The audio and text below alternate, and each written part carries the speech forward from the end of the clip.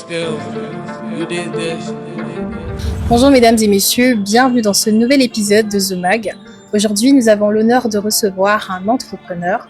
Je vous laisse le découvrir avec moi. Bonjour monsieur. Bonjour madame. Je vous prie de vous présenter s'il vous plaît. Oui, je me présente, je m'appelle Tayaye Fafaye Radi. T-A-Y-A-Y-E, Tayaye, R-A-D-I, Radi. Oh, merci pour toutes ces précisions. Alors, pouvez-vous nous dire qu'est-ce qui vous a motivé de créer T-Consulting? T-Consulting a vraiment un objectif d'accompagner les PME.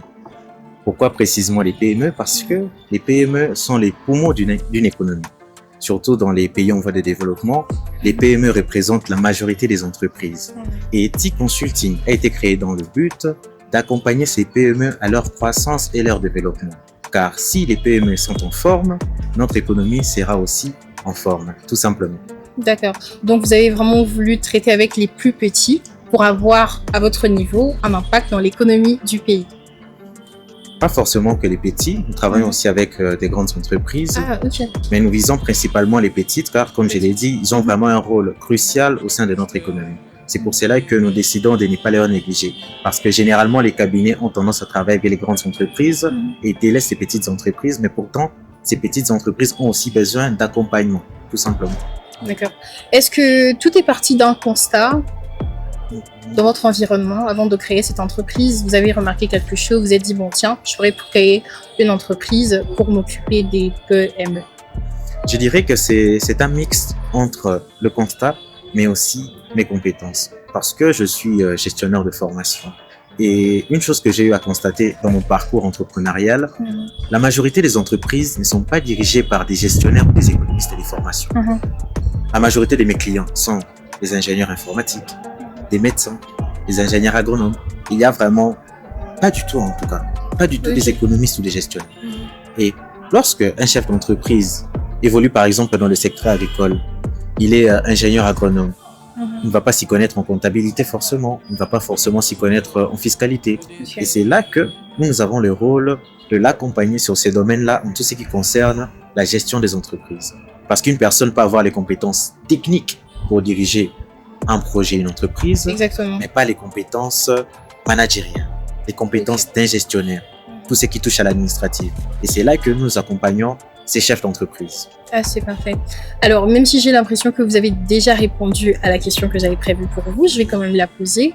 Selon vous, quels sont les obstacles qui freinent la croissance, mais surtout la pérennité des PME? Parce qu'aujourd'hui, on voit des entreprises qui commencent très bien, mais à un certain niveau, ils sont bloqués. Selon vous, parce que je crois quand même que vous êtes un expert, qu'est-ce qui peut engendrer cela? Qu'est-ce qui engendre cela? La plupart des freins pour les PME, on cite généralement les financements. Le financement. Mais moi, je ne dirais pas que c'est les financements, moi je dirais que c'est la structuration. La structuration à la place du financement. Exactement. Parce que, il y a des financements. Mais est-ce que ces PME sont prêtes à recevoir ces financements? Non, malheureusement. Ah oui, parce qu'il faut une gestion quand on reçoit un financement. Exactement. Parce que vous pourrez recevoir $1 million, mais si vous n'êtes pas structuré, vous ne savez pas gérer, en tout cas, c'est jeter de l'argent par la fenêtre tout simplement. C'est pour cela que je dirais le principal frein, c'est la structuration des petites et moyennes entreprises. La structuration, ok. Et donc vous, dans votre entreprise, vous proposez tout cela? Exactement. Parce que c'est vrai, généralement, même moi, je pensais que parmi les freins, vraiment les causes principales, c'était plus le financement. Parce qu'on se dit, d'accord, j'ai envie de lancer un projet, ce qu'on voit en premier, c'est oui, mais j'ai pas d'argent. Aussi, je ne sais pas comment m'y prendre pour trouver cet argent. Mais avec T-Consulting, aujourd'hui, on apprend que c'est plutôt la gestion de ce qu'on recherche. Exactement. Par exemple, il y a les banques. Il y a aussi les sociétés de microfinance, les entreprises de microcrédit qui octroient du financement. Ok. Le rôle central d'une banque, c'est financer l'économie, c'est octroyer des crédits. La banque, son premier rôle n'est pas de collecter l'épargne, garder de l'argent. Non. La banque, ce qu'elle cherche, c'est octroyer des financements aux entrepreneurs ou à ceux qui ont des projets sérieux. Maintenant, le plus grand frein que les banques rencontrent, c'est les entrepreneurs sérieux. L'argent, il y en a. Mais à qui donner? À qui financer? Il n'y en a pas. Parce que, comme je l'ai dit, les banques, c'est leur rôle central. Ils vivent de cela. Ils vivent des intérêts qu'ils gagnent, des crédits qu'ils octroient. Donc, c'est ainsi que si les entrepreneurs sont prêtes à recevoir, ils recevront en tout cas. Structuration, c'est ça vraiment l'essentiel. Ok, structuration et bonne gestion. La gestion se trouve dans la structuration, vous pensez? Quand on est bien structuré, on va bien gérer. Quand on gère bien, ça veut dire qu'on est aussi bien structuré en tout cas. Super, donc ça se complète pas. Ça c'est complète. D'accord. Alors, pensez-vous ou encore mieux, quelle est la place de la formalisation? Quelle place occupe la formalisation dans l'évolution des petites et moyennes entreprises? Quand on crée une entreprise, c'est vrai qu'on peut commencer bas, mais le but est d'augmenter les niveaux, d'aller plus haut. Et il y a un verset de la Bible que j'aime bien, je pense que c'est mon verset préféré. Luc 16, 10, si je ne dis pas des bêtises. Avant de déplacer les montagnes, il faut commencer à... Non, c'est pas ça, c'est celui qui est fidèle dans les petites choses et sera dans les grandes. Et je complète cela en disant que avant de déplacer la montagne, il faut commencer à déplacer les petites pierres. Commencer petit ne veut pas dire commencer sale.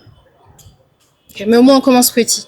On peut commencer petit, mais être propre. Être propre, qu'est-ce que là je veux dire? C'est être formel. Pourquoi? La formalisation attire les opportunités. Okay. Par exemple, moi avec mon entreprise actuellement, je ne peux pas travailler avec une entreprise informelle. Parce que à quoi je vais être utile?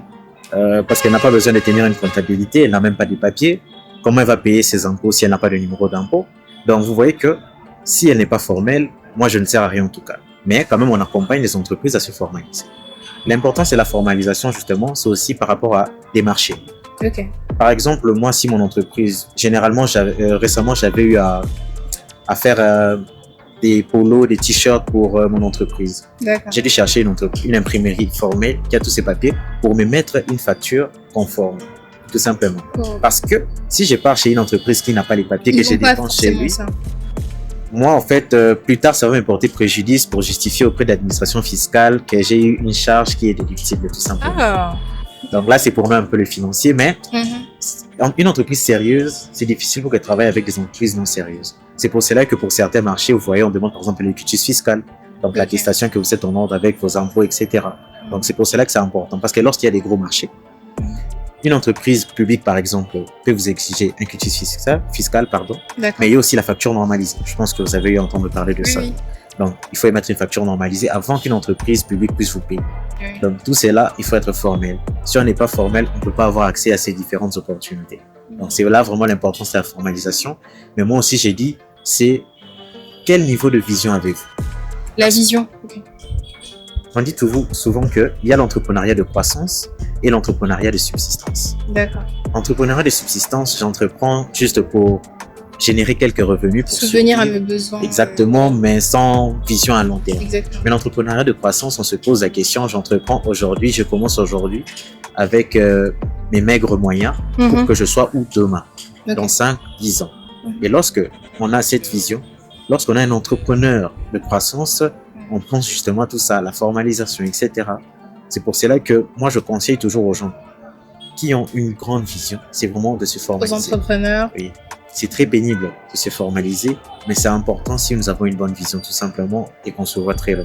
Oui, mais vous voyez, merci beaucoup, hein, mais c'est ce côté qui semble pénible, qui démoralise parfois les jeunes entrepreneurs et on se dit, si je formalise mon entreprise, après il faudra beaucoup de taxes, il faudra beaucoup de papiers et les gens ne sont peut-être pas prêts à ça. Alors, quel conseil pourriez-vous donner à ces jeunes entrepreneurs qui aimeraient bien, ils ont la volonté, la petite volonté quand même, de formaliser leur structure, mais on ont aussi d'un autre côté une crainte des documents, de tous ces papiers. Parfois, les procédures semblent plus longues. Oui, justement, c'est la réponse qui revient souvent. Non, on risque de me déranger, etc. J'ai pas envie de payer des impôts. L'impôt n'est pas un frein.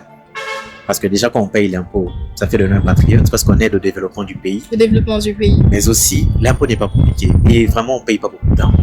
C'est juste qu'en fait, les gens ne sont pas informés. L'information est importante. L'information est importante.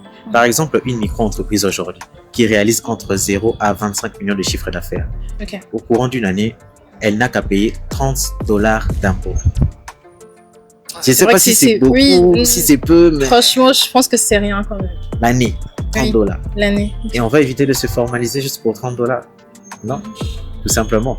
Mais le fait de ne pas obtenir des papiers ne vous exempte pas d'impôts. Car, Ah, c'est vrai? oui, oui, avec la nouvelle loi de l'ISL et l'IRPP, je ne sais pas si vous avez entendu parler, il y a des Non, là, publicités. j'apprends, franchement. Oui, oui. Donc, sont assujettis les sociétés de fait.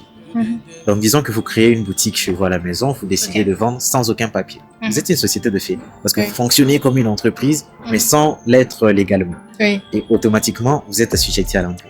Donc, vous avez l'obligation de payer. Et là même, ça va vous coûter plus cher. Mhm. Donc, justement, se formaliser, surtout se faire accompagner, Oui. c'est ce qui vous permettra de mieux survivre dans cet environnement qui est quand même assez hostile pour les entrepreneurs.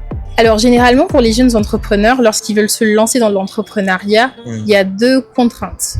Premièrement, on a peur, on se dit, si je formalise mon entreprise, il y aura les impôts.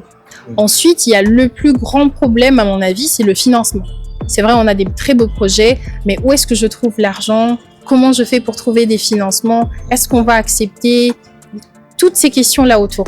Alors, vous, en tant que voilà, CEO, DG de T-Consulting, quels sont les conseils que vous donnerez aux jeunes entrepreneurs par rapport au financement? Oui. Comme j'ai eu à le dire plus tôt, il y a premièrement la structuration. La Et structuration. deuxièmement aussi, je dirais l'information. Ok. Parce que comme j'ai eu à le dire plus tôt, le rôle central d'une banque, c'est l'intermédiation financière.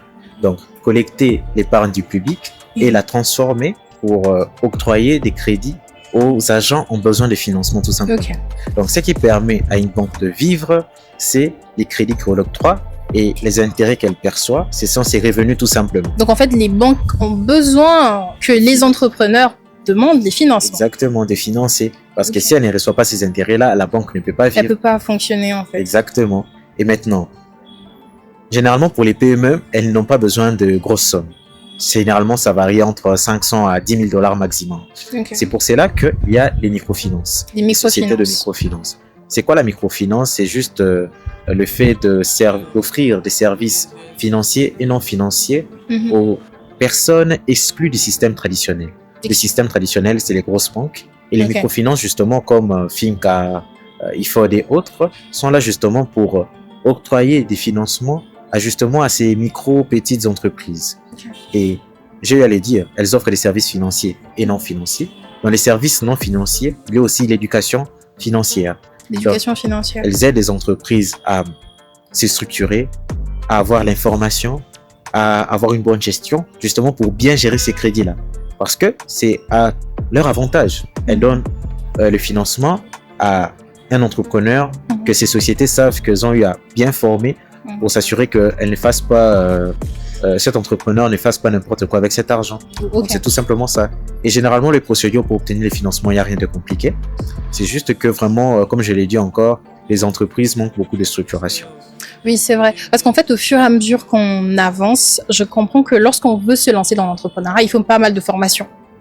Pas mal de Pour se formations. connaître. Si on n'est pas bien formé, je sais pas comment formaliser mon entreprise, je sais pas comment obtenir des financements, parce que quand on parle financement, quand on n'est pas du domaine, on se dit, ok, je vais dans une banque.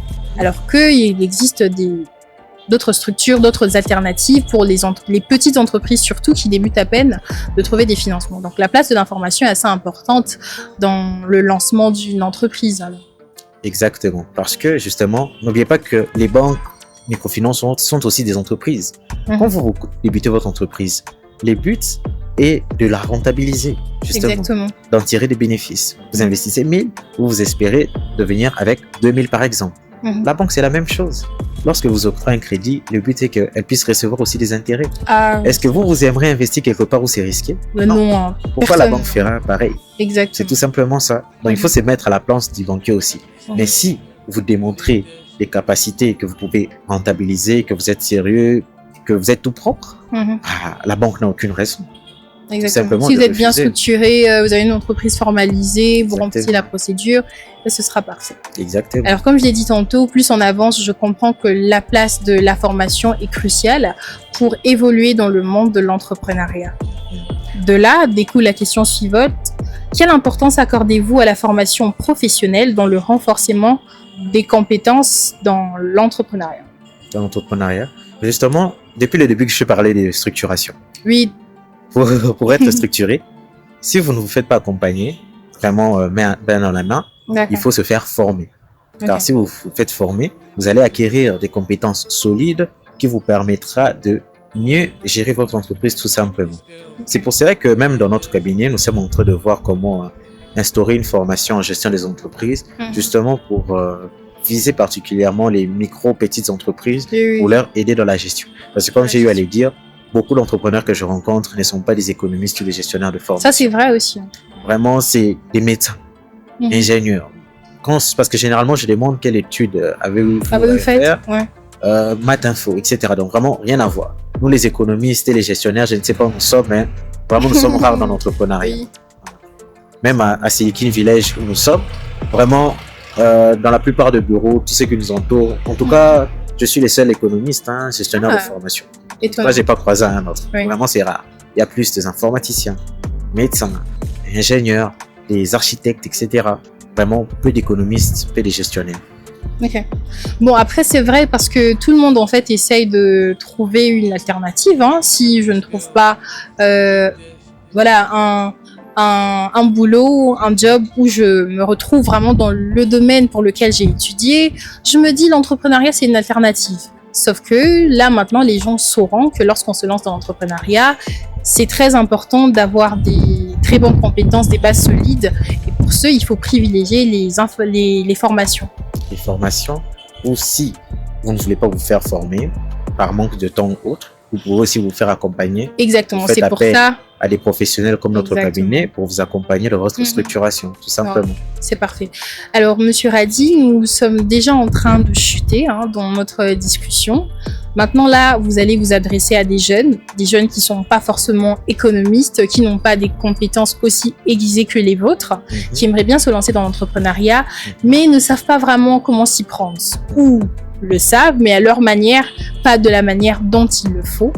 Alors, quel message fort souhaitez-vous adresser aux entrepreneurs, surtout pour les encourager à bâtir des entreprises qui seront solides et durables, vraiment qui seront bien pérennisées?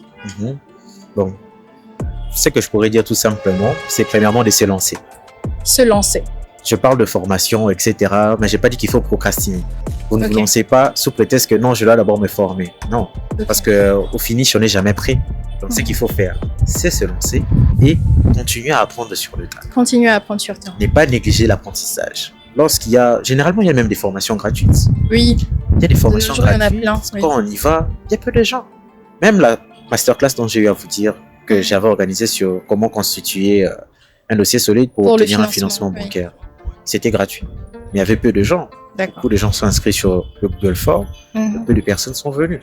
Lorsqu'il y a des formations, il y a des activités qui vous permettront d'acquérir de nouvelles compétences, de renforcer vos compétences existantes, il ne faut pas hésiter. Car il faut se lancer, mais aussi il faut apprendre continuellement.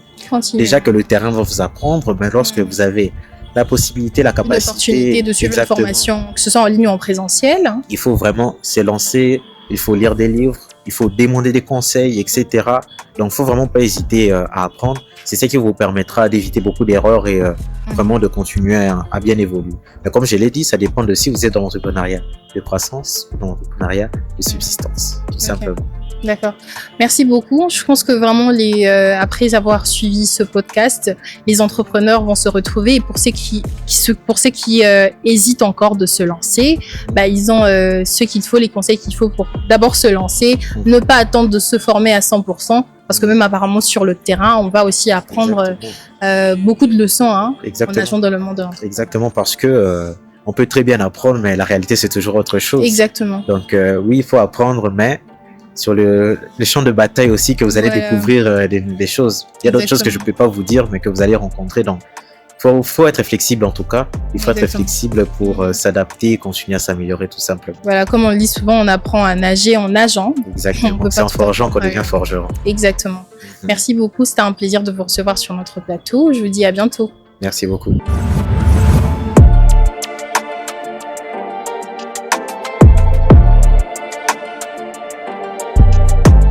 Techline Holding, accélérez votre croissance grâce au numérique.